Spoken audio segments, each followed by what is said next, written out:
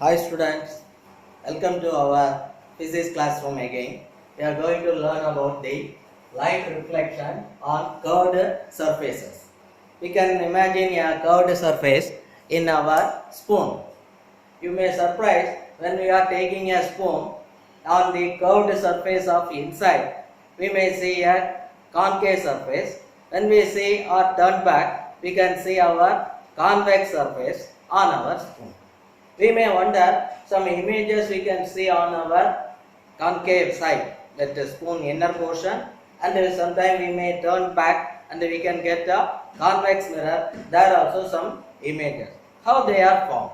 For understanding this matter, we need to understand some light behavior. That is, light is group of or bundle of light rays as a beam emanates from a light source. You may see sun is a very large and big light source. Same like our bulb, our candle light, our tube light, LED bulbs, everything are light sources. From there we are getting light. Now let us understand some light rays behavior when they fall on a curved surface. Let us first take our concave surface. For this we should follow our same reflection law. What is our reflection law? That is, incident angle is equal to the reflected angle. We should follow that same. That is common for every time in all light behavior in reflection time. First we will take one case, that is, first we will understand our concave mirror condition. I already saw in our previous video also. That is, a concave mirror portion is a part of a bigger sphere which is highly polished in the inner surface. It is a cut part. That concave portion is a cut part from that large spherical surface. So these two portions are the edges of that concave surface, and the P is the midpoint of that surface. Midpoint means that circle parts of inner surface, center portion is a pole.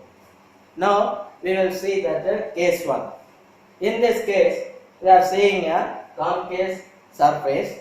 In mirror center point is pole P, and it has its own center point, that is center of curvature on C.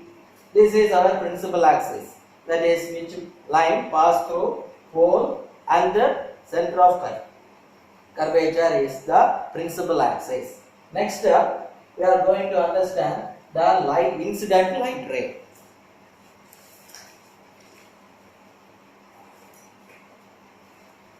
This incident light ray comes and fall on the mirror, concave mirror, pass through the center of curvature. That time what happened to that incident light ray? It's moving, passing through center and fall on the curved surface on a point of incident of the concave mirror. Next it will bounce back. According to law of reflection, now incident angle is equal to 0. Why? It is passing through that normal only. There is no angle between normal and the incident ray that time. Next, according to law, it will reflect back the same angle. So R, reflected angle also will be 0. So it will bounce back or come back in the same direction, and again it will pass through that same C and it will reflect back. So there is a single line for that incident ray and reflected ray. Next we will go to the next case.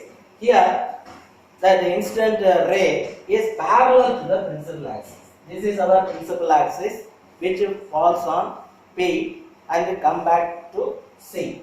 So that line is our principal axis. Next, a parallel incident line is moving towards concave surface and hit on that surface and again it will follow that same reflection law, and it will come back and fall or intersect principal axis and bounce back. This is our reflected light ray.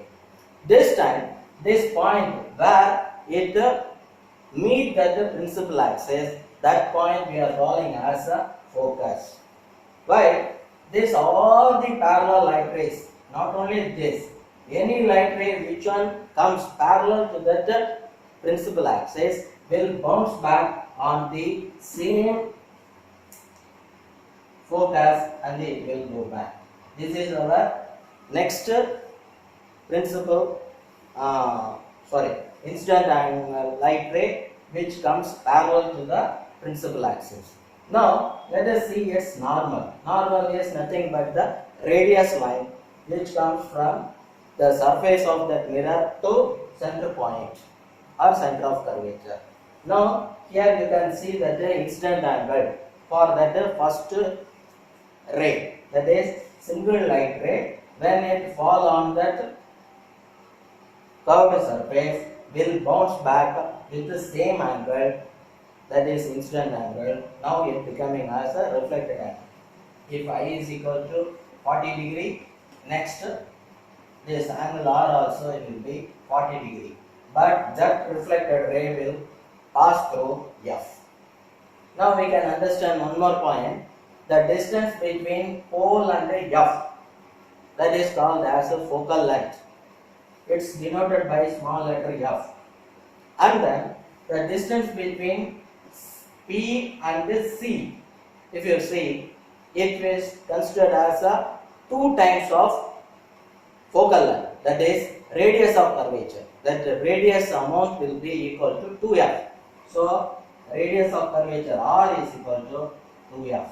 That is double time of focal length is equal to the radius of curvature. These points you can understand from this